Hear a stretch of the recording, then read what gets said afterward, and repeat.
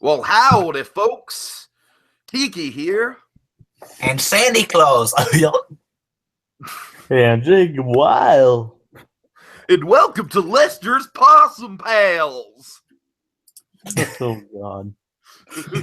Are you all ready to have yourself a horrifying animatronic good time? In this obscure Goofy movie reference? All right, no, seriously, folks, seriously. We are back to talk about Team Baby Groot submission for the Creator Games Project Infinity Concept Creation Challenge 2. This is Ain't No River Wide Enough, Ain't No River Country Wide Enough. This is Team Baby Groot's pitch for both a water park and a Fort Wilderness expansion and whatnot and so on and so forth. A lot of stuff to break down here. We have a really awesome show that I really love that they got in. They have an 18-hole golf course.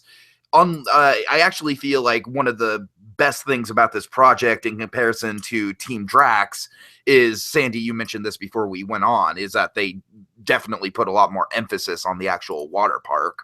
Yeah. So Yeah, the original one, in the first one, the water park seemed like an afterthought. It's kind of a shame because you've got to give them at least part of a pass because they went the extra mile to have their blog written by a dog in continuity, all right? Yeah. I mean, they went the extra mile on that one. So, but yeah, you're right. This is, I would say overall, it was close. I definitely appreciate the creativity of Team Drax's project, but I would say overall, this is probably the stronger submission. And speaking of which, this just continues the trend, guys, of I think this project is incredible just from a presentation point of view. Yeah. Slideshows, video, voice clips. Voice clips. No video, but voice clips, and this is great. I mean, they do have the video of the coaster of the water slide. Oh yeah, okay. So yeah, technically there is video. Guys, I'm just gonna go out on a limb and say it. This might be one of the best put together projects I've ever seen, just in terms of like the visual component to it, and it just looks really professional. Yeah, it does. There's certain elements of the project that we're definitely going to critique. There's one big one in particular that I think all three of us kind of agree was a weak point of the project that we'll get into. But, maybe even some of the members of the team, possibly. Maybe not, but I'm just saying. I don't really have who did what, unfortunately. Okay, all right. Yeah, I usually have that. Sorry about that. I should probably get on that for next project when we're reviewing this. But I'm just saying if it's up here for everyone to see, there might be someone who.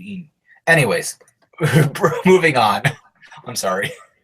No. I mean, you're basically calling out something that I should have that I haven't quite gotten down yet, which is talking about like individual players on the team. I think that'll be a lot easier once the numbers kind of tend to dwindle down in this competition and we're looking at less people per team. Because as of now, I believe that it's like 8 or 9 people per team right now. Yeah. So there's a lot of different people at play, and I definitely think with this in particular, it seems like it's a big team effort. Like it seems like a lot of people took on the writing. There's different art styles, there's different multimedia, so I wouldn't be surprised if the team like in general kind of pulled their weight. Okay, so let's get into it. Guys, go ahead and mute your mics really quick because I'm actually gonna play this audio clip for you guys to set the stage here. And this is again one of the things, one of the components of this project that I just found incredible, just the attention to detail and how immersive it is. So I'm gonna go ahead and turn my speakers up. Oh, that's such a nice sound. And I'm gonna play this audio clip. Hopefully it's loud enough. Howdy, folks. Us Imagineers at Team Baby Groot have been burning the midnight oil to come up with ideas to bring River Country back to life. As Walt said about Disney World, there's enough land here to hold all the ideas and plans we could possibly imagine. New River Country will celebrate rivers of adventure with water slides, a plume, even a lazy river. Why, you'll be able to paddle a canoe or ride a wild wave. And the little ones, well, they'll visit Splashing Place for fun at rare cave slides or a briar match obstacle course. Yeehaw! I'm excited. You will be too. And we're just getting started. You can catch the railroad from the ticket and transportation center. Hear about Walt's legacy as the train chugs its way to a stop in River Country. We're even going to tie Wilderness Lodge into this whole kit caboodle by adding a bike path and walking trail. And the best part, we're adding a place called Jamboree Junction, a shopping and entertainment district, right smack dab between River Country and Fort Wilderness. But hey, don't just take the word of an old prospector. Make a few clicks and look around at all the great ideas we've imagined.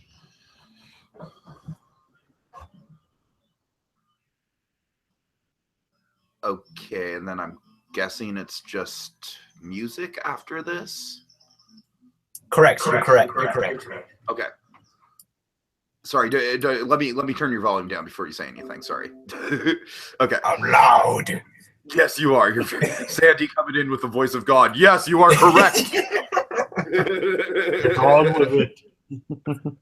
But seriously, guys, how great is that? I mean, it just kind of brings a smile to my face, you know? It's just It does. I could Who did that, you know? I could be completely wrong about this, okay? I could be completely wrong about this, but if I remember correctly, I want to say that I heard something about Disney Dad doing the recording. So, Disney Dad, if it is you, props to you, sir. Great job. If it's not Disney Dad, I feel bad. I need to give whoever actually did do the recording the credit they deserve because it's amazing. It's a great Southern act. You know what I love is that the voice just kind of, it's like the kind of voice where, you know, it almost sounds like a professional voice, you know, where it's like, oh, I'm just gonna just soothe you in with my Southern accent and talk about all these amenities at your disposal. You know what I mean? It's like, it's a voice that you'd like to like listen to tell a story. You know what I mean? Mhm. Yeah, I mean, one thing I liked is, you know, it's definitely something. It feels like you'd hear it in an actual park. Oh yeah, It's not just some, you know, glitchy recording, some kind of muffled thing, you know. right. And they had the music too, so that was also a bonus. Yeah, the music was mixed in really well. I can tell you guys personally, that's something I have an awful time with in terms of video editing is mixing the music. So great job there. And this is just a really quick thing, kind of a fun thing, but I just really like the way the guy says, "Howdy, folks, and welcome to Team Baby Groot." I love how he says Baby Groot. Okay, so we get a nice little map that lays everything out. This is great here. This slideshow, it straight up feels like a professional website. You know, it's like I've taken 2 semesters of web design, and this would definitely be impressive. Once Unused abandoned. land, given new life for fun and entertainment. Once abandoned, now brought back to life through the power of Roller Coaster Tycoon 3. Yeah, just great stuff. And then, of course, we have this slideshow here, which looks very professional. You know, it's all kind of stock images, but it's blended together well to give us a taste of everything that's going to be in the project. So yeah, that's a nice room. Yes, it is. Nice lazy river. One of the things also is, my God, let's give props to whoever was the main visual designer on this project, because I want to say it was one person who did all these logos because they all seem very similar to each other. You know, they all have a very similar style, but these professional logos, man, I mean, I'm sure they're probably made in Adobe Illustrator. I'm sure they're probably made in Illustrator if I were to guess. And they're great. All of them are just fantastic. So, okay, guys, we're gonna praise the heck out of this project, okay? But before we do that, all right. Well, 1 second here. Did they create the Disney's Fort Wilderness Resort and Campground logo? Let me check. The one at the bottom of the map. The one at the bottom of the map. At the top. The top. What top? The map at the top of the page. There's a little logo on the bottom. It says Disney's Fort Wilderness. On the welcome page. Are we still on that page? Oh, this? Yes. I want to say that is Fort Wilderness. I mean, they didn't create Fort Wilderness itself. That's been around, but I want to say that's a new logo by them. Yeah. Wow, that's really good. Like, Uh-huh. that's like, wow. Okay. So anyways, on to River Country. Guys, we're going to praise the heck out of this project, but first, we need to talk about this mess of a complicated backstory. Let's have a little talk, fellas. Yeah, we need to just sit you down. You know, we're very proud of you, but there's one element of this project that could use some improvement, and it's this. Oh boy. A for effort. Yeah, for sure. For sure. I believe each of us had the same experience of Hank's parents were loving, caring parents. Yet after a few weeks of his fire, Hank felt that he was where is it? Oh, okay. So it's basically like, so the third paragraph, at the end of the third paragraph. Oh, shut up. I do not want to make changes to this computer. Sorry. At the end of the third paragraph, it's basically just like Hank also had an anthropomorphic pet otter who he would have conversations with his pet, who referred to. It's like, yeah, that kind of came out of nowhere a little bit. just a little bit. I don't know. They're talking about like, okay, it's like he got me, okay, he's like he has problems with parents. He's a 17-year-old teenager, which itself is a redundancy. And then it's like, then by the way, he also has an otter. Like, what? Oh yeah, by the way, he has an otter. It's anthropomorphic, and he has conversations with it daily. So, yes. You would think that would be like in the first paragraph, right? Yeah, like we're just gonna his anthropomorphic otter friend. Yeah, we're just gonna put that there and let it fester. No, I'm sorry, guys. Like I said, I appreciate the effort, and I'm sure the idea itself is pretty decent. Like, yeah, you know, Disney has done much more bizarre things than a kid and his pet talking otter. You know what I mean? It's just the placement within the context of the actual writing is what's off. Yeah, what was I gonna say? For creativity, I think creativity is really good here, like A+, because you know this, you got to have a imagination to create all these stories and things like that, and these little, you know what I'm talking about. Like I said, I love the effort here. I don't think it necessarily had to be this long and complicated.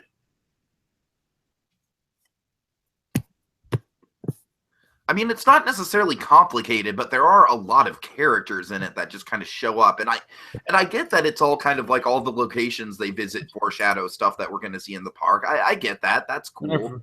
I mean, I like the homages to Song of the South. Right. Yeah. Like the whole Brer stories, Mr. Bluebird. I don't know. I mean, now that I think about it a little bit more, like, you know, maybe you should have had the backstory be the last thing people read instead of the first thing people read. Because come to think of it, like after I read through all the water park stuff and now reading through this again, I kind of see how it all kind of makes sense and ties into each other. You know, we have like Nature Wonderland, Colorado River, like these are all places that we're going to see and visit. I don't know. It's just something's off about the placement. I can't quite tell what. Like real estate, location. I guess so, right? And that's one of those things where it's like you wouldn't really think it matters in something like this, but it really does. I mean, I guess technically you have all four of these, but I'm just OCD and I want to read everything on the page before moving on to the next page. You know what I mean? So yeah, and like if this was, they wouldn't. No, I don't think Disney would have this in an actual park. I mean, something like this, like a backstory like this is really, really big. And you know, if it's just a water park, I don't think they're going to be having any big, complicated backstory, you know, about a 17-year-old boy with his pet talking otter. Because again, it's a water park. It doesn't really call for a backstory. I could see a Pixar movie where all the animals are like real animals except for this one anthropomorphic otter, and he feels super out of place because he's anthropomorphic. And it looks like a John Kricfalusi drawing. Oh God! Oh no! That's Okay, let's see. So yeah, it's like I think when it comes down to it, it's like all three of us agree it's pretty well written. I think it's like it's not the most complicated backstory I've ever seen, but at the same time, there's a lot of moving parts to it. It just needs to be narrowed down. If it was narrowed down to like a paragraph or two, and you could do that. I mean, there's a lot of stuff in here that doesn't really need to be said. Like, he's I don't know. I didn't even finish reading all the way through it because all the details about like his family life. It's like, okay, I like that you're fleshing out the character. Like that give you a point in a creative writing class, but I don't know. It's just kind of he's Luke Skywalker. You know what I mean? It's like that's really all we need to know about him. He's like the traditional hero who sets out on a journey. Yeah. But definitely props for taking the time to write all this because again, this takes dedication. Yeah, definitely. All right, want to move on to Jamboree Junction now, or is there stuff at the bottom? Isn't there? Yeah, just really, really quick. This kind of stuff. I don't know. I just like the fact that this team went out of their way to make sure that everything was addressed. We have parking and transportation. It's going to be moved around. Improved access. Like improved for bus stations and stuff like that. New bus routes. A secret wilderness lodge entrance. That's nice. And then let's see. When I first read Bear Crossing, I thought I was like, they're gonna have actual bears.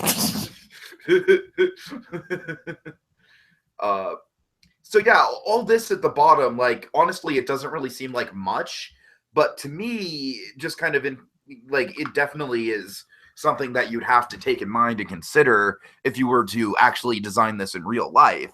Yeah. And so I really like that they did take the time to map this all out, so it's there.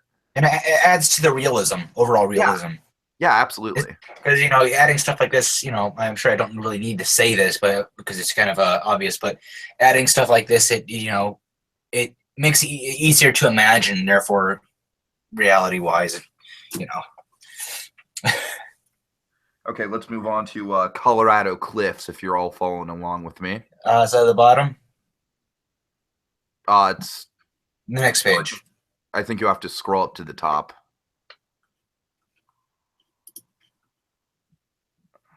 Colorado Cliffs. Yeah, is that still in the River Country page? Yeah. It is. It's at the top of the River Country page. Oh, okay. All right. Oh, yeah, I see it now. It's on a separate link. Okay. Yeah. All right. I got a lot to go through here. Yeah, we'll try and go as quick as we can because I know that you kind of stretched it with the time as it is. So, okay, so Colorado Cliffs. Let's see. First of all, love this artwork. Very, very unique. Not much here. They have the basically essentially what they do with all these projects is they take kind of slides that are essentially off the shelf sort of slides, like these floor drop slides and stuff like that, and just theme them really well, which is definitely something I think Disney would do with especially with Shooting Falls. Then of course we have Nature's Wonderland, which is great. The hiking trail, and then you have the Colorado canoes running past it. Really nice stuff there. Really good tribute to Nature's Wonderland. I like it a lot. Let's see. Rider Run. It's like all these. I don't really have much to say about all these slides, but they all seem like they balance each other out nicely. The one thing I have to say is that I kind of feel like if you're using the original footprint of River Country, then I'm sorry, guys, but realistically, I don't know. Like, I haven't been there myself. Sandy, maybe you could speak more to this, but from what I know about River Country, it almost seems like any one of these areas could almost like fill up the entire footprint they have there. Yeah, you're right. So that's a concern I have. I don't think River Country is exactly that big of a section of the park. No, I mean, I've heard it's just like a couple slides and a watering hole, essentially. Mm-hmm. Yeah, I think these are even too big for the area they have. So that's definitely a concern. I mean, I'm sure in the fine print somewhere the team mentions moving some stuff along. Like I remember they mentioned like moving the bus route, stuff like that, which I'm sure probably gives them a little bit more real estate to work with. But still, it's that's the big kind of I'm gonna, it's kind of there's things that kind of teeter-totter back and forth for this project in terms of realism with me. Some things work really well. Other things they kind of went a little too ambitious on. Yeah, for sure. Like I said, River Country, from what I can remember, isn't exactly that big of a plot of land. I mean, you can basically walk through it. Still, we talked about this. Okay, so we have the I actually do like the Colorado canoes, except just for the sake of my OCD, can we please just not have the pedal boats? Because if you're going to call the attraction Colorado canoes, then don't have pedal boats. It's I'm sorry, I know it's a nitpick, but it's just like my OCD kind of went crazy there for a couple minutes when I was reading this. I was like, wait, you're calling it Colorado canoes, and yet there's two different kinds of, like, pedal boats have nothing to do with canoes. They're two entirely different types of water vehicles. Yeah, I suppose. I honestly, I don't mind it all that much because, and then it gives you a choice in which you want to do. Well, but call it something like Colorado water excursions or something like that. But canoes is so much more. Water canoes is Colorado canoes is catchier. Yeah, exactly. Yeah, and I don't know. Especially if like you're with a young child, then you can't really go on a canoe. I guess you could, but it wouldn't be. Then just have two separate attractions: Colorado canoes and Colorado pedal boats. But why take up the space when you just put them together? Oh my god!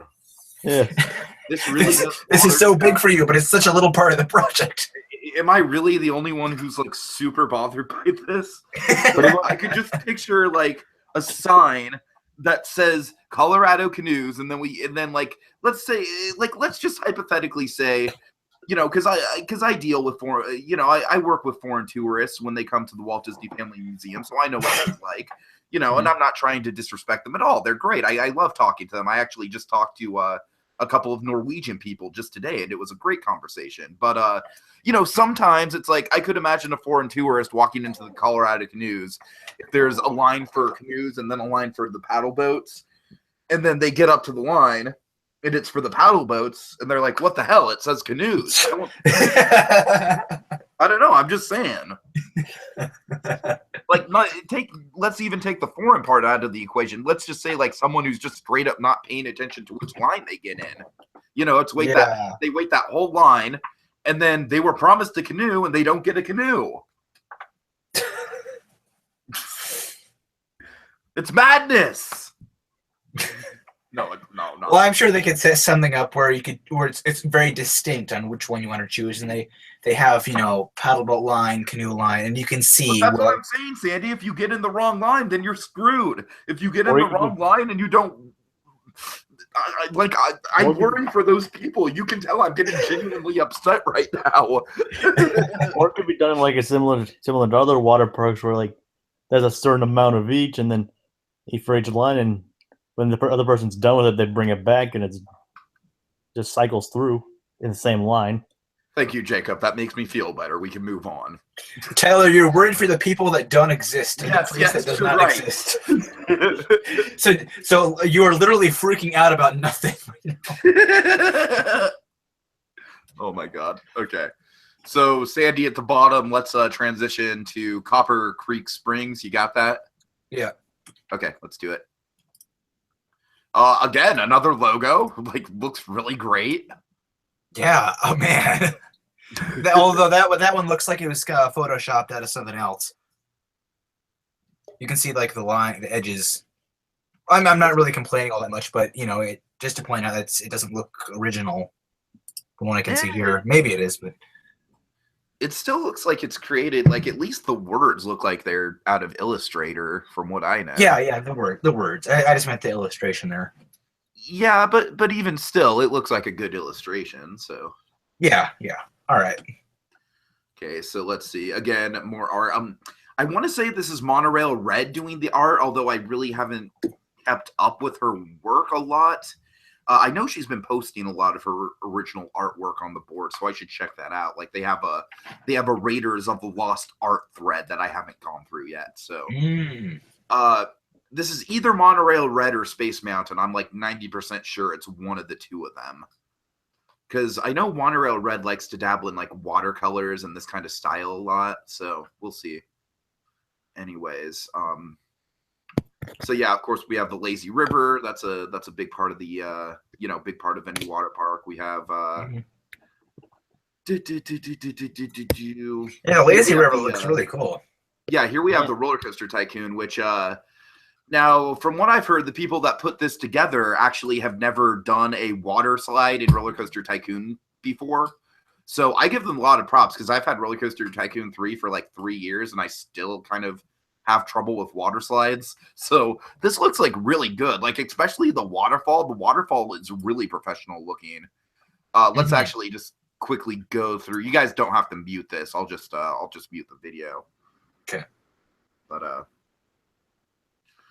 But yeah, I mean, I gotta say, guys, as someone who plays a lot of Roller Coaster Tycoon 3, this is very professional looking. It really is. I love the landscaping on the mountains, the terrain. The terrain looks like it was very well thought out. The ride is short, of course, but water slides are very short. It very much fits the description. We have the left turn and the drop into the cave. Yeah, cool. Although I must say that it looks dangerous. Hold on. Let me, you know what I'm talking about, right? Yes. Let me go back to that. It's a big drop. Make sure you have water in your pool when you actually do this. I mean, there is water, but the animation, like, especially right there, it does not look like there's water. It straight up looks like this person is just like, bam, like at the bottom of the pool. This is absolutely not a complaint on whoever put this together. This is just Roller Coaster Tycoon 3 being Roller Coaster Tycoon 3. It's just funny, and I wanted to point it out. That's actually one of the things that bugs me about Roller Coaster Tycoon 3 water parks, though, to tell you the truth, is the whole, like, your slide has to drop into a pool, because it just seems unsafe, right? Yeah, and I really, Tyler, I really do feel bad for those people now. Cause they had to deal with that. Giant. Oh, okay. Right. Well, Peeps are at least, Peeps at least have a semblance of artificial intelligence, Sandy. So, Peeps are at least programmed. Peeps. Roller Coaster Tycoon 3 people. Oh, okay. Yeah. And like I said, this waterfall looks great. I love the look of the waterfall. It's just overall just a very professional looking Roller Coaster Tycoon 3 map. Really well done. Did they build this? Because I never played this. So Yeah. I want to say they built all this terrain and everything. Yeah, and put all the trees. Wow. Yeah. Because you can do all that. You can you can customize the terrain stuff. So yeah, I want to say this is all custom. And look, you've even got that kind of the canyon in the background. Yeah, that's cool. Great. Oh, I see. You have Justin Scar's new video up there. Yes, thank you. I just watched that earlier. What Tiki subscribed to, folks. Let's see. We have Geek Collision. We have Black Mirror Comedy. We have Justin Scard. We have Jeremy Johns. We have Pat the NES Punk, and I don't even know what this is. Restaurant Week Toledo. I don't even know why that's on there. Okay. I watched this video. You should watch that. He has a really cool Haunted Mansion Havoc stall. Yeah, I'll check it out. Anyways. Yeah, the lazy river here. I know I saw a picture somewhere. It was of kids going through like some kind of canyon in the lazy river. I'm not sure. It's not on this page. Where? Here? No. It was a real life picture. Oh, it's probably on the front page. Oh, okay. All right. Yeah. All right. To Red River Bayou. Sandy, Want to go to Red River Bio next? Yes, yes. This is actually my personal favorite part of the project, specifically because of the nighttime show they have here. This looks really cool. I love these pictures here.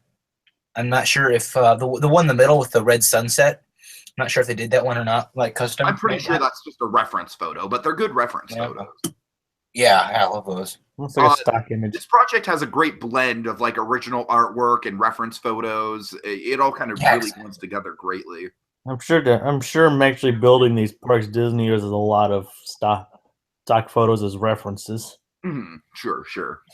And if you scroll down a little bit, you'll see they have the one with the Red River sunset, and then you scroll down a little bit more, and you see 3 more photos, and those look like they could be in the what's it called, the river around Mark Twain at Disneyland. I don't think they are. No, I know they aren't. But I'm saying that's what they look like. Especially the one with the cabin, because that cabin does not look like anything at Disneyland, I can assure you. Oh, yeah, I know. But, because I know every inch of Disneyland. That is not in Disneyland. Yeah, I don't think Mark Twain has a screen door, does he? Exactly. Oh, God. Gotta keep them mosquitoes out. Okay, so yeah, I like how this area is very kind of like it's small-ish compared to the other parts of the park. It's got a dueling body slide. It's got a trail. It's very atmospheric, and I like how it's kind of like just almost kind of a transitioning point. And we'll talk about the what is it? The laughing place. The splashing place, it's this transition from the splashing place that we'll talk about. But let's get into the River Wild, because guys, I'm actually super picky when it comes to nighttime shows. Like, even in real life, I usually don't like nighttime shows, even if I'm at a Disney park. This seems like it would be a spectacular nighttime show, and I love it. All right, I never read this, so it's my first time. Why don't you explain it a little bit? Okay, Jacob, you've read it, right? Yeah, a little bit. You probably explain it better than I can, though. Okay, no, that's fine. I just want to see what. So basically, it mostly uses projection mapping on the river. So like the actual river is projected onto, and Little Squirt, the character they use, is actually Little Squirt was designed for California Adventure's World of Color show, but scrapped. So it's cool that they're using kind of a concept that was abandoned and bringing it back to life in a way. I like that. Let me see. So yeah, the rides, like I love this bookend of the cowboys at the fire. I think that's super atmospheric. It's really cool. It's almost kind of eerie in a way. Yeah. Like the show starts and ends with this image. I really like that. Yeah, they had a great selection of images for this this whole presentation. And I also love how this presentation, yeah, sure, there's definitely a few kind of like greatest hits moments in Disney, but there's also a lot of kind of somewhat obscure IPs that they throw in as well. And there's also a really, really good use of transitions and use of scenes blending together. And that's what I really love. Personally, I think this flows together a hell of a lot better than World of Color does. Yeah, this whole thing looks the passion and emotion in my voice when I say that. I think World of Color is kind of a train wreck. I think this actually has the flow of like a compelling narrative, and it's got a really cool selection of scenes, some obscure, some classic, some just eerie, some memorable, some playful. It blends together really well, man. I'm praising the heck out of it. Okay. I'm not sure what the word is for this, but it all just seems very. It's not, like I said before, it's not showy, and they're not trying to do anything big and extravagant. They're just keeping it down. And most importantly, it's not like Disney member berries. Oh, what's that? Oh, member. Remember the member berry, Sandy? I don't. Should I? They're from South Park. Okay. Oh, A better way of putting that is it's basically like my big problem with Roll of Color and also a lot of other Disney shows like Mickey's Magical Map and the Disneyland Forever fireworks show they did. And hell, even something like PhilharMagic, as much as people like PhilharMagic. My big problem with all of these things that I've mentioned is that they all recycle literally, it seems like the same like 10 sequences from Disney, like, oh, remember The Lion King? You know, like, remember Let It Go? Let's see, remember Beauty and the Beast? Remember Little Mermaid?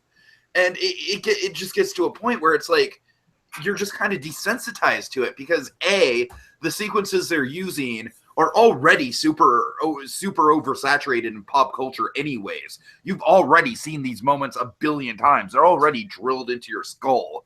So you're not really seeing anything new or out of the ordinary when you're seeing all this stuff. And you're listening to it all day in the park and seeing it all over the place. Exactly. And B, like I said, it just doesn't flow together well. There's no story to something like that. It's just like, hey, like to me, it just comes off as a commercial. I'm being cynical about it, but that's how it is to me. It literally comes off as a commercial to me. Yeah, do you remember Frozen? Do you remember Little Mermaid? Do you remember Star Wars? Hey, you like Star Wars? Actually, I've heard that Hollywood Studios has an awesome Star Wars centric fireworks show. And, cool. Yeah, you should look up video of that, Sandy. I've heard it's amazing. Okay. So, but anyways, back to this project. So, like I said, we have Just Around the River Bend, which could be considered like part of that pantheon of Disney. Like, hey, remember this? But it fits in really well. You know what I mean? And it's also a nice kind of memorable music moment to start things off. I don't have a problem with using some of these moments. I just have a problem with hinging your whole show on these moments, which this team absolutely doesn't. Okay, this is honestly probably my favorite section of the whole thing. Davy Crockett. Oh yeah.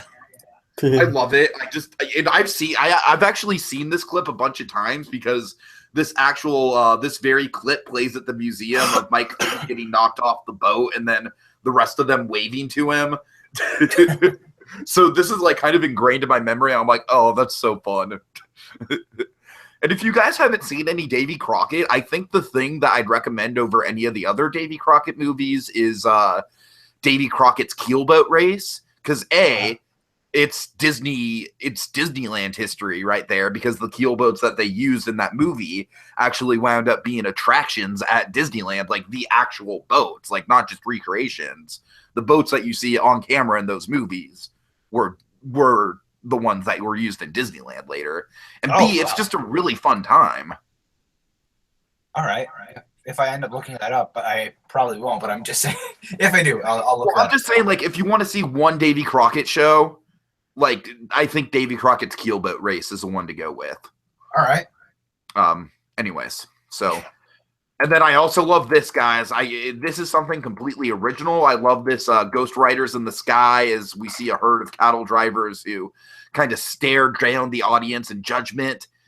How creepy and eerie and ominous is that? That's really cool. I like that painting, and I can definitely visualize that well. Mm-hmm. Mm-hmm. Like for a lot of this, I'm imagining something like are you saying something, Jacob? Not anymore. Oh. Okay. I think he was trying to sing Ghost Riders in the Sky over your voice. What I'm picturing in my head is something like the shootout at Boot Hill shooting game at Disneyland. Something like that. Frontierland Shooting Gallery? Yeah. Something like that. Maybe not so creepy, but something a little like that. For this, because you have it's visuals and things like that. So I think that'd be really cool. Have to pull that over into this and do something with it, because I feel that shooting game isn't really well known. It's like one of my favorite things in any park ever. I always see people playing with it, so I definitely think it's not going away anytime soon. I know. I just mean like. Plus, it's one of the few things at Disneyland that you actually have to pay for, and I bet Disney actually makes some good money off of that. I just meant like it's never really talked about at all. That's what I meant. Anyways, well, you'll be happy to know that if I actually get around to the thing that I've been procrastinating on, which is sending you that documentary footage, I definitely did cover the shooting gallery in that. Yes. My favorite part nailed right there. Thank you. Okay, moving on to this. I have like a good minute-long tracking shot of the shooting gallery. Yes. All right. Anyways, probably should have covered it from a couple different angles, but you'll have to take it for anyways. But I love how after this ominous section with the Ghost Riders, we have Jazz playing with going down to the bio and the Princess and the Frog. That is a perfect transition for me. Yeah, it looks really cool. It's just like this moment of tension followed by this moment of, kind of relief. Like, and then we see this really playful scene with Louie and Naveen. And I don't know. It just all kind of, I can just kind of picture it. How does that flow together, though? I mean, Princess and the Frog has nothing to do with cowboys. Well, I just think it's kind of just the tone more than anything else. No, nothing to do with cowboys, really, but more the whole river aspect. Right. Yeah, exactly. This whole attraction is kind of, this whole show is kind of exploring different elements of the river. Okay, all right. And the bio is definitely a transition there. Okay. I just think tone-wise it works. Like, tone-wise it really works. I guess I'd have to see that to really get the full effect, but yeah, okay, I believe you. Okay. But then we have the Firebird, which would be incredible. Oh, that'd be cool. One of my favorite parts of Fantasia 2000. Oh, yeah. Very memorable. I would wager to say the Firebird is one of those parts of Fantasia 2000 that kind of almost stands toe-to-toe with the original. I mean, it's not quite as iconic as Bald Mountain, but I would wager to say, like, animation-wise, it's almost just as impressive as Bald Mountain as a finale. Mm-hmm. And then I love the idea of you have some fake trees with fake fires scattered throughout. I mean, you'd have to do it like, where Smokey the Bear wouldn't get upset, of course, but but I can picture it working. I mean, if they can set a river on fire in Phantasmic, I'm sure they can set some fake trees on fire here. Only you can prevent Firebirds. And one of my favorite elements, actually, guys, I don't know how you guys feel about this, but I love how we see characters from Bambi running away from the fire. Oh. It's a nice touch. Yeah, I love that because it blends the two seamlessly well. We get another element of classic Disney, but it's not shoved down your face. It all fits within the context of the scene, fits within the story. I found that really, really cool. Yeah, I'm reading this paragraph here at the end underneath the Firebird. This is really neat. Right. And then it kind of ends with a montage of people on the water. Hopefully we don't get too much of the. I mean, they have a good selection here. I like Alice floating in the bottle and the up house. And then the image fades to Smoke and the cowboys at the campfire return again, which I think is just like really cool and kind of chilling in a way. Just these cowboys telling the story, and that's kind of the framework for this. Mm-hmm. Yeah. Now, what story would they be telling, though? Basically, just the story of the river and all the tall tales that come along with it. Oh, okay.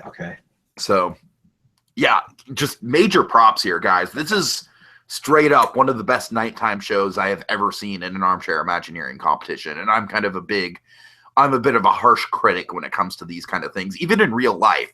Like, Phantasmic is coming back to Disneyland this year, and I'm like, no, I've missed having the river empty at night. I'm so sad.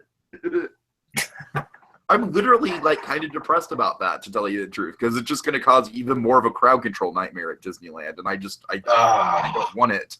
I don't want it. But, okay. So, on to a lighter subject. Let's talk about the Splash in Place. Yeah! Oh, more audio. That picture looks like a seashell version of Disney Castle. Oh my god. I've never heard that comparison, Jacob, but that's kind of beautiful. What's going on? Jacob compared Splash Mountain to looking like a seashell version of a Disney castle, and I'm like, seashell. What do you mean? Or at least coral version. yeah. Oh yeah. And I'm like, yeah, kind of, right? Yeah, it does. It kind of does. If they ever make a Brer Rabbit movie, which I wouldn't be too opposed to, they should definitely do that with the opening castle and make it. Oh hell yes! That'd be so cool. And the briar patch up underneath it, and the river. That'd be so cool. I mean, if we're on the subject of a Brer Rabbit movie, I honestly think they could just straight up do a Splash Mountain movie and get away with it. Yeah, that'd be really cool. Honestly, like just make it animated, make it based on the story of the ride, you know. Like having the big waterfall. Right, that'd be so cool. We need to have like a separate show about that, because that now I'm hooked on that idea. We will have that. Sandy, believe me, I have been thinking about ideas for that particular thing for over a decade. Well, Jacob, thank you for triggering that whole conversation there.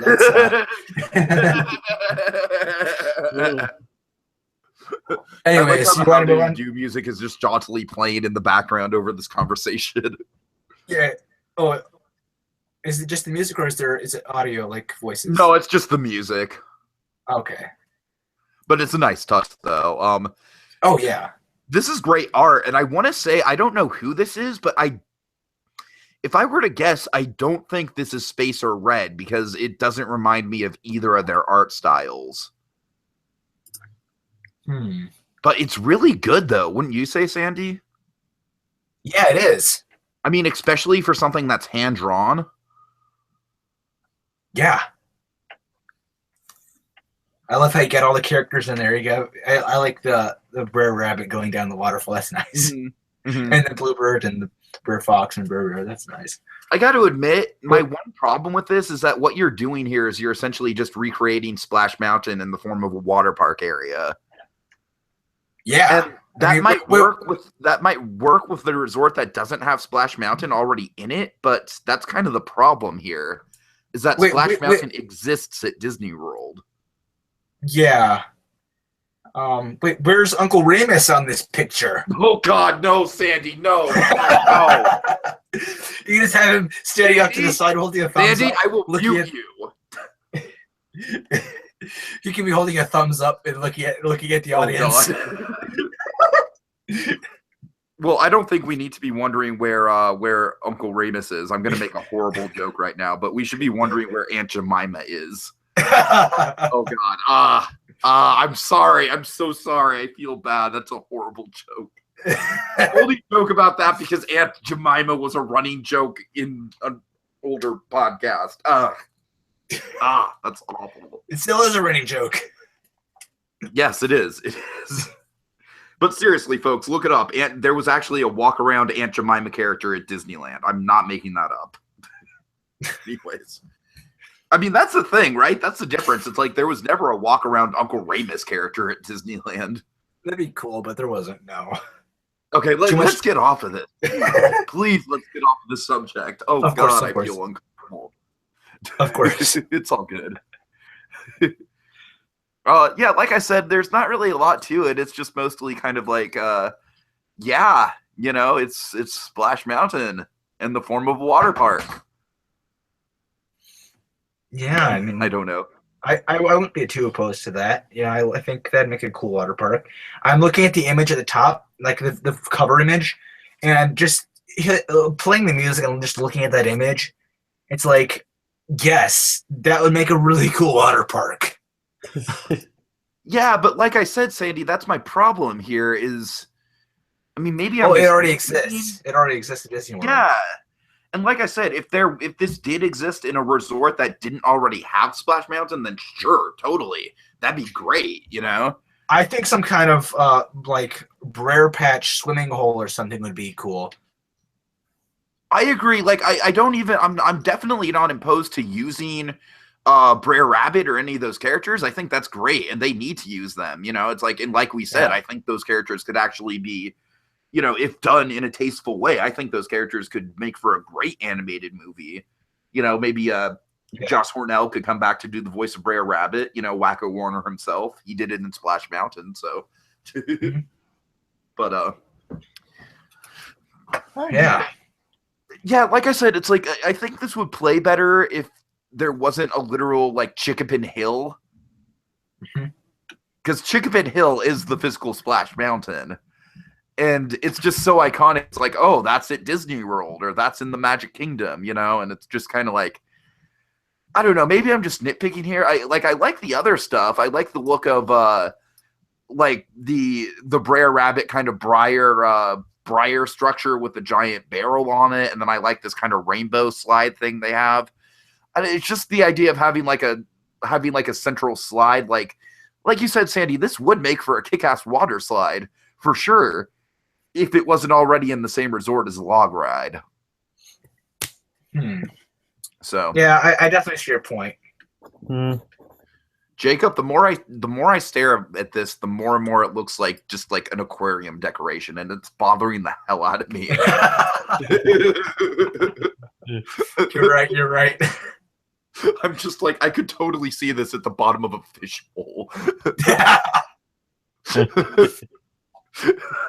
Well, if Disney ever does get like a big fish tank in their hotel, they should definitely make like fish decorations out of their rides. That'd that really would nice. be awesome. Oh, that'd be sweet. I love that. So Like a Disney park for the fish. like fish tank decorations.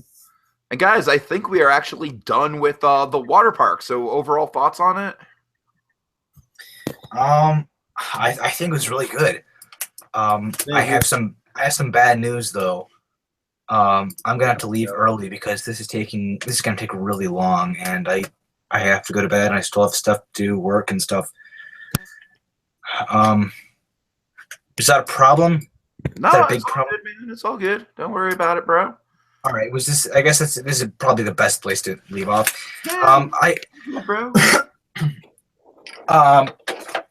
I really like this project. I'm just gonna give my final thoughts now. Do you want to give a score to this project overall, Sandy, before you leave? Yeah, I love the water park, the whole water park, and they did that really, really well. The whole presentation is beautiful. And of course, all the logos and the cover images, and of course, just the music and the voiceovers are really, really great. It adds a lot, especially judges and stuff. It really boosts up just the whole experience of the whole project. I think I talked about the art already. I love that, all of it. And just the layout of the whole thing, and just going into detail of parking spaces and the different rides, and even the video they had, that was nice. So I'm gonna have to give. I don't know a whole lot about the other stuff. We can really get to that. On you, do you want to just give it a 40 out of 40? Yeah, definitely. Okay. I'll make it easy on you so you don't have to do the math and go through the individual categories. All right, thank you. No, you're welcome. And on that note, folks, I'll be seeing you later. Bye, right. Sandy. Wait, Sandy, hold on. What's up? You still there? Yeah. Okay, before you leave, I actually kind of want to announce what the next Creator Games Profile podcast is going to be. Okay. So just really quick while you're on air, just so you can get a reaction. I won't keep you but a minute longer. I'm sorry. This is going to be good. I'm anxious to see what this is. Okay, so basically what the teams are doing right now is they're designing dark rides, Fantasyland-style dark rides for Disneyland, but the catch is they can't put it in Fantasyland. It has to go in a land other than Fantasyland. What are they supposed to be based on, the dark rides? Just basically any Disney animated film. Oh, this is going to be good. Sandy, what I'm proposing to you for the podcast is, I honestly don't even know if we can get through this all in one podcast. We'll try. Maybe we'll have to split it up into two parts. But what I'd love to do is I'd really love to sit down, and Jacob, by all means, you can join in on this too. I'd love to sit down and go through each of the animated films, like the main animated films. I don't even want to touch on stuff like Pixar or anything. I want to go through just the main. Is that a groan on not touching on Pixar? Oh no. I mean, that's not. I don't feel like that would. You mean just like classic Disney films? I want to go through like the main canon of like theatrically released Walt Disney animated films. Talk about each one of them that has not been a dark ride yet. So I don't know, stuff like Bambo, stuff like Dumbo, stuff like Bambi, stuff like Cinderella, Yeah. and talk through all of them and kind of talk through like, would they work as a dark ride? Would they not work as a dark ride? Is there a reason it hasn't gotten a dark ride yet? Could it potentially get a dark ride? Like what would be the major scenes, stuff like that. Like I said, it might take us like more than one podcast to get through every single film, but I think that'd be a really fun thing to do. What do you think? That just got my whole brain thinking about the Bambi ride in Critter Country or something. Bambo. Replace Pooh with Bambi. That'd be cool. Hashtag Bambo. Did I say Bambo? I said Bambi, right? No, I said Bambo. Yeah, I know. I just trying to. Never mind. Anyways, yeah, that's gonna be really cool, and yeah, keep me updated on that. But you like the idea of the podcast, though? Just kind of go through all those. Yeah, definitely. Cool. All right. Okay. I'll catch you guys on the flip side. All right. Yeah. See you on the flip side. All right then. Okay, Jacob. So let's quickly talk through the Jamboree Junction and then the resort and campground. There's not too much more to get through. Jacob, if you want to go ahead and mute your mic one more time, and I'll play this audio. I'm sorry, folks. This is the loudest I can get this audio, so sorry if you're like barely able to hear it, but here we go. Hey, it's the old prospector here. I'm plumb tuckered from my day in river country. There's so much to do. Mostly I watch my grandkids. Then they told me we had to come over here to Jamboree Junction. We saw a show about Paul Bunyan, and then my grandson beat me at miniature golf. My daughter and son-in-law are over trying to figure out where we're going to eat dinner tonight. It's real handy to have this spot to relax. Kick back in a rocking chair on a nice big porch before we head back to our cabin over at Fort Wilderness. Just imagine, we got all the conveniences of some of them fancy resorts. The best part is making memories. Hope to see you here next time.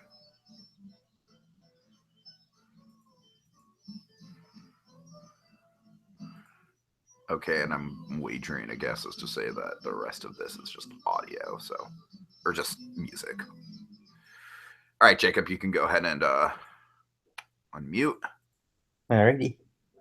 Okay, folks. So yeah, Jamboree Junction. It's like a whole other kind of side area here, which is really impressive. It's got a lot of different things to it. We've got Critter Putt-Putts. We've got Paul Bunyan's Might. We've got the Tall Timber Inn and the Mineral King Lodge, and also the Moonlight Trail. So just really quickly, I like the Putt-Putt a lot. We'll get into some of the detail about it.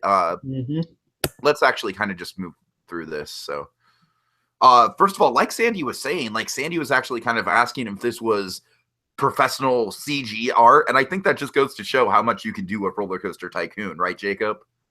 I've never actually played that, but I do know of the series, and it's pretty cool what they're able to do with this. I mean, it just one of the things I kind of stress with Roller Coaster Tycoon is it's not necessarily just for making theme parks with. You can actually use it to get stuff like this. You know what I mean? It's like you can like I said, you can build mountains and stuff. It actually is a good kind of landscape editor, to tell you the truth, with all the trees and stuff. It fits a lot of purposes. Now, granted, Planet Coaster is also out. I'm still playing around with Planet Coaster. I can tell you that Planet Coaster might be better as a coaster simulator. I still think Roller Coaster Tycoon 3 probably has Planet Coaster beat in terms of the customization you can do to the actual environment. But I'll have to play a bit more Planet Coaster to really see that through. So, we have the Putt-Putt Golf. Like I said, I love how it's all kind of just blended into the environment. It looks really good. Paul Bunyan's Might. Now, let's talk about Paul Bunyan's Might, Jacob. What do you think of this? I like the idea. It talks about One thing and one question I have though, it says like it talks about using forced perspective to make Paul Bunyan and Babe appear bigger than they are. But then again, but then how would the audience interaction work if they're using forced perspective? Yeah, I don't necessarily get that either, to tell you the truth. I mean, I love the idea of a Paul Bunyan show. I mean, it taps into American legend and a classic Disney animation. But I love the Paul Bunyan short. same here. But and like I said, I don't know understand how if they're using forced perspective, how the audience interaction would work with that. Right, but it's good though. I appreciate the effort. So let's talk about Critter Putt Putt. So Jacob, oh my God. Right off the bat, I noticed a huge glaring issue. Just a giant glaring issue that frankly pissed me off. What was that? So they have Chip and Dale, right? Yeah. And they don't have a treehouse. No. They don't have a treehouse. And you need stairs, damn it.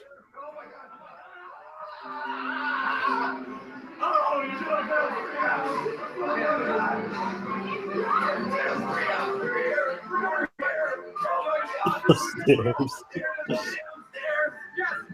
Why has Universal even considering Harry Potter? Universal, you cannot compete with this. Okay, I apologize. No, seriously, I'm not pissed off at all. I'm joking. I know.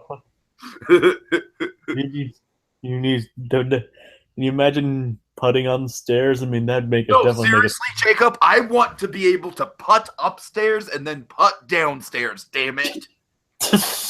This So is America. So innovative. Oh dear. Oh dear. No, I mean, I don't have a ton to say about the golf course, except I like the variety of IPs they chose. It all flows together quite well. To tell you the truth, it kind of like I'm kind of perplexed at how much Disney uses Brother Bear in their parks, considering the movie itself was a total flop. Like I said, what I appreciate is that they for this they chose like things like Robin Hood and Humphrey the Bear. Humphrey the Bear, hell yeah, hell yeah. I mean, Also, Fox and the Hound. I like how there's a. I'm sorry, am I screen sharing right now? Yeah, I am. Yeah. Okay, sorry, just want to make sure because I switched windows for a second. I mean, they're both kind of films that, or IPs or characters that really don't get a lot of recognition. I mean, like Robin Hood, like you said yesterday, Robin Hood probably got a lot of favors recently because of Zootopia. Mm-hmm, mm-hmm.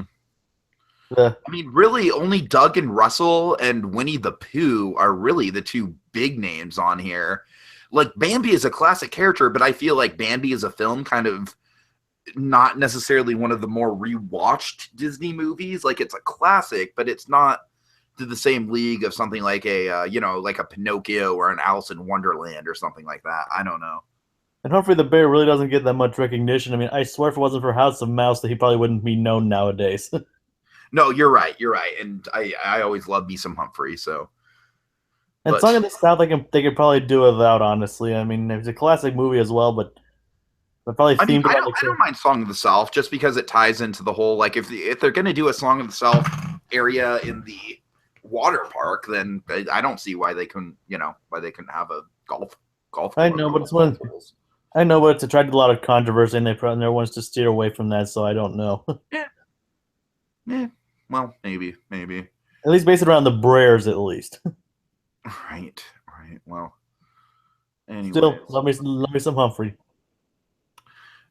No, Jacob, it's funny. Like, one of the things about Brother Bear when I was at Disneyland last that just absolutely kind of floored me is that, like, they use music from Brother Bear, like the whole welcome to our family time, welcome to our brotherly time. They use that song all around Disneyland. And I'm just like, since when was Brother Bear like the big Disney hit that Disney like uses all the time? It really weirded me out, to tell you the truth. The movie bombed, and it's not one of their least favorable films from that era. Yeah, I mean, it's no Home on the Range, but no, of course not. I mean, like, that's their worst movie ever. I'll still defend Home on the Range, but yeah, it wasn't very flattering. But Well, I guess it's better than Chicken Little. it's way better than Chicken Little. It's way better than Chicken Little, and anyone who says otherwise can personally fight me on that. Chicken Little, I'm sorry, I'm gonna say my one curse word of this podcast. Chicken Little is a shit show. I'm sorry. Okay, so now we get to my favorite part, Jacob, the tall timber inn, because you know I love me some theme bars. I love Trader Sam's at Disneyland Hotel. Trader Sam's is amazing. It's spectacular. It's one of my favorite places in the world, and I love it. So, what did you think of this, Jacob? I like all the themes involved in here. Like they still have ghost. They have like the ghost stories. Well, not the ghost stories. The ghost tenders. The themed alcohol. All pretty neat stuff. Uh-huh. And even Yeah. even a little bit of story for it. Sure. Which is very common in these types of places, that you'll have characters that are kind of roaming around.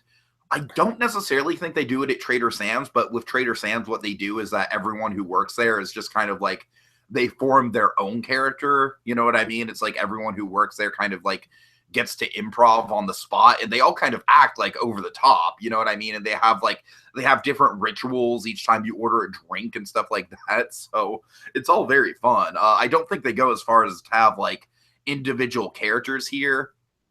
Looking at this list of characters here, Jacob, the one thing that bothers me, honestly, is Cher. The self-proclaimed best singer in all of the West doesn't understand why guests keep telling her that she isn't Cher. I'm like, what? What? Is this woman like confused? Like, does she actually believe that she's famous pop singer Cher? Like, I don't get it. That really threw me off. But it's a very small part of the project, so I'll just let it slide. And that's what I thought. It's like she believes she's Cher even though she's not. I'm just like, what? and why does Cher? Like, Cher has nothing to do with country western music. Like, Cher is not what I think of when I think of country western music. Yeah, both kinds of music. Okay, but Jacob, just look at this menu. Oh my I love the god. food. The steak and bacon, tacos, chicken fried steak. I want all of this. I literally want every single thing here. Oh my god, it all looks so good. Good thing the steak and bacon bites in particular. Oh yeah, good thing I already ate today. Well, I haven't eaten, so mini tacos. Oh yeah. Okay, one of the things I love about the drink menu is that, much like a place like Trader Sam's, it all comes in different collectible mugs, which is great. It's so like Trader Sam in that way. I gotta say, I'm not a big fan, just kind of like as a drink connoisseur myself, I'm not a big fan of these drinks. They just don't seem to be that, they're not up my alley when it comes to drinks, but I would say probably the Prairie Dew is probably the thing that I'd, oh yeah, definitely the Prairie Dew is what I'd order for sure, sure. It does look pretty good. I once went to like because I'm a big pineapple juice guy. I once went to a state fair that it had like homemade root beer served in a metal tin. That was nice. Okay, so kind of the Pecos Punch kind of reminds me of that. Pecos Punch just doesn't really sound that appetizing to me, to tell you the truth. Like grapefruit and lemon juice and then tequila. I'm not a big tequila guy. Like, out of any alcohol, I probably would pass on tequila. But the Prairie Dew, I mean, I don't drink a lot. I don't really drink a lot at all. But the Prairie Dew seems like it would be probably the best one. I mean, I like fruity drinks. I mean, I'll admit that. Me too. I'm with you. I mean, like, for example, the Rodeo Ghost sounds very bitter. Like, I don't think I would like the Rodeo Ghost. I mean, it even mentions Bitter Truth malt bitters. Right. I mean, alcohol in itself is bitter. I mean, I don't really like bitter drinks. I mean, like I said, that's why I like fruity drinks, because it makes it go down easier. I could kind of see myself ordering the Horse Thief special, because it's peach schnapps and cranberry juice mixed with Jack Daniels, and I just like cranberry juice mix. So I'll mix anything with cranberry juice. So I don't know. This is just kind of getting into Tiki and Jacob's alcohol habits, right? I don't like I said. I rarely drink. I'm just saying, Right. I mean, rarely, but when I do, it's usually something on the fruity side. Hey, Jacob, What? do you not often drink beer, but when you do, you drink Dos Equis? It makes me Is that what the situation is? Are you It's, the most it's, interesting man in the world? it's interesting. Stay thirsty, my friends. I don't always drink. I'm When I actually very conflicted on the bank robber because I really don't like Wild Turkey Bourbon, but I literally like everything else. So it's like I really like the pomegranate liquor, lemon juice, orange iced tea, and orange and lemon. Like that all sounds really good. I'm just not a big fan of bourbon. So I don't know. 6-shooter skink. I like mint drinks. I like mint drinks for sure. So I might try that. Gin, mint leaves, and orange bitters. Yeah, that sounds okay. That sounds okay. Jacob, Shivas. you realize what we're doing right now? What? We're like planning a trip to a bar that doesn't exist. We're like, yeah, oh yeah, I'd order that. Yeah, I'll order that. I might skip on that. That's how good this menu is. But you have no idea how much I've obsessed over the Trader Sam's drink menu and like planned to a T what drinks I was going to get in what order. So yeah. But like I said, that's how good this is. okay, then the Mineral King Lodge featuring the Country Bears. To tell you the truth, I'm not like it's good. This is a good thing to have. Jacob, do you know the history of the Mineral King Lodge? No, I can't say that I do. Okay, that's actually what they were going to build up in the Sierra Nevadas, kind of near Lake Tahoe, I want to say. And that was actually going to be where the Country Bears were going to be. It was going to be a ski resort. Huh. But then that was actually being designed right around the time Walt Disney died, and much like a lot of things at the studio, kind of fell by the wayside in Walt Disney's death, and they kind of resurrected it as just Bear Country in Disneyland. So, but yeah, Mineral King Lodge is definitely just the name is definitely an homage to what they were going to build, like the ski resort. So, give some credit there. That's a cool little Easter egg for Disney fans for sure. And yeah, what do you think of this, Jacob? Interesting lineup. I mean, it's pretty interesting that they'd have Weird Al in it. I know you'd like that. Yeah, of course. But other than that, I'm a tour guide on the Jungle Cruise ride. Skipper Dan's my name. I'm sorry.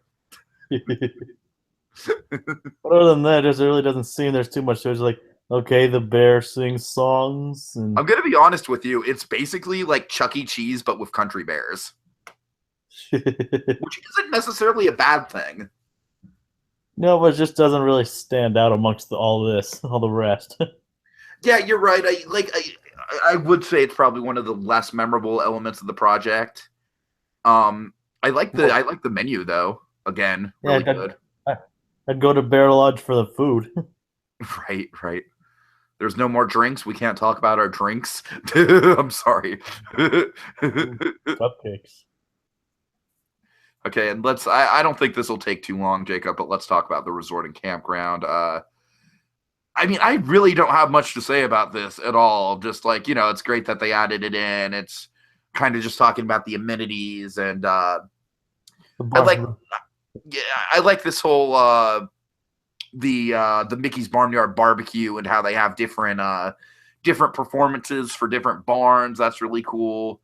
I like the idea of the pass around plates where you pass around like all these different sides and take as much as you want. There's always more. It's like that just sounds like a good time. You know what I mean? Finger looking good food. Yeah. Something I could get behind. Yeah, for sure. And then in terms of the cabins, definitely well arranged. I could totally see it. It's all kind of all on the riverside, which is nice. Looks very cozy. Nice too. And they have Wi-Fi. Yes, very important. God damn it. Sorry. No. Sorry. That's embarrassing. Jacob. Single most important sentence in the whole project. All cabins will have Wi-Fi access. God bless America. Because nothing says cabin Southern life living like I know, Wi-Fi. right? No, but in all seriousness, though, you're right. Yeah, it is kind of an oxymoron in that way, but still, like, we need Wi-Fi. You can't not have Wi-Fi. Does Disney just like actually provide free Wi-Fi? Actually, I can tell you from staying at the Disney Resort that Wi-Fi is hell. Oh. Yeah. At least in Disneyland. I've actually heard it's a lot better at Disney World, but at Disneyland it's hell. It's not good at all. It's really bad. Like, do you have to pay for it, or is it free? No, it's free, but it's just really bad. Like slow? Yeah, super slow. I mean, it's not like they can afford it. I guess. I don't know. Anyways, I mean, it was so slow that I couldn't upload videos. Dang. Yeah. Your data probably would have been faster. Yeah, probably. Okay, and also, I just last thing to mention, just kind of the selection of barns. Let's see, barn 1. Like square dancing with your favorite characters. And I like how these characters kind of get more obscure as we go into it. Like barn 1 is Mickey and Minnie. Then barn 2 we have like Chip and Dale, Goofy and Donald. And then Jacob, I would absolutely go out of my way to get barn 3. Clara Cluck, Horace Horse Color, and Clarabelle Cow. Yes, because those characters are so obscure and you never see them walking around in the parks. I would absolutely go out of my way to get into barn 3. That would absolutely be the barn I'd want to visit. Like I said, if it wasn't for things like House of Mouse or Epic Mickey, these characters wouldn't be known nowadays. Exactly. Okay, so Jacob, I guess the only other thing we have to talk about is our scores, and I think they'll be pretty similar. So let me just get back to the welcome page. Howdy, folks. Or I'm sorry, maybe I should just something visually interesting. Anyways, so Jacob, for creativity, what do you give it? 10. 10? Okay. I'm going to have to give it a 9 just because of the Splash Mountain stuff that I talked about. It's a minor nitpick, but enough that I don't want to give creativity a perfect 10. Okay. Detail? I gave that a 9. Give that a 9. I'm actually going to have to give that a 10. So we're tied. Okay. Realism? Also 9. You know what? I'm going to have to go with an 8 here because everything that they had is really well explained. Like we said, like some of the extra stuff that they didn't even necessarily need to include, like the parking and bus routes information and all that stuff really added to the realism here. But at the same time, my big problem is I really don't think enough was said about how you would be able to fit all these different lands into the water park when River Country itself is not that big of a footprint. So yeah, 8 out of 10, just because I think all the other stuff kind of balances that out, but that is kind of an issue for me. Yeah, so, I do see your point. Okay, so detail, let's see. We talked about detail, we talked about realism, presentation, 10 out of 10. 10 out of 10. Okay, that's pretty easy. And what does that give your score, Jacob? 38 out of 40. 38 out of 40, and my score is 37 out of 40. Yes. 37. I'm sorry. Because it doesn't have stairs. Yeah, exactly. Because it doesn't have Chippendale's treehouse. You know what, Jacob? I'm sorry. I have to take away 1 point just for not having Chippendale's treehouse in it. So 36 out of 40. I'm dead serious. This is how much my love of Chippendale's treehouse will go. Is that I will affect armchair Imagineering competitions for it. 36 out of 40. 1 point subtracted for no Chippendale treehouse. Although keep in mind, folks, we have nothing to do with the actual results of the show, so I'm free to do that, and it won't have any bearing on who gets eliminated or anything, so I don't feel bad. But yes, 36 out of 40. Oh. Okay, Jacob, any final thoughts? It's just a bonus. It's just a negative point away from the others.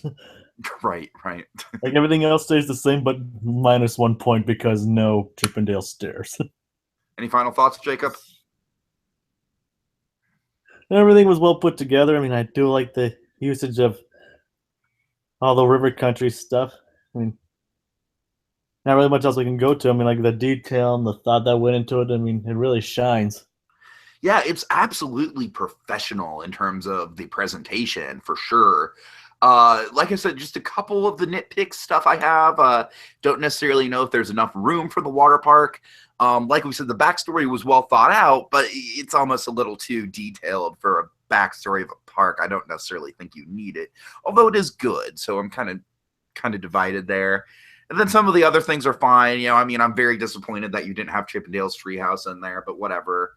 And also, Jacob, we went a whole project and no mention of Star Wars from either team. Really? What's wrong with these people? Apparently, they don't like everything. They don't like Star Wars. So they don't like Star Wars? Is River Country too good for Star Wars? Right. That would have been an interesting IP to cross this over with. All right, so folks, thank you for joining us, and we will see you really soon with our review, with our podcast on the dark rides and kind of talking about the different IPs and whatnot. And in the meantime, enjoy this ridiculousness.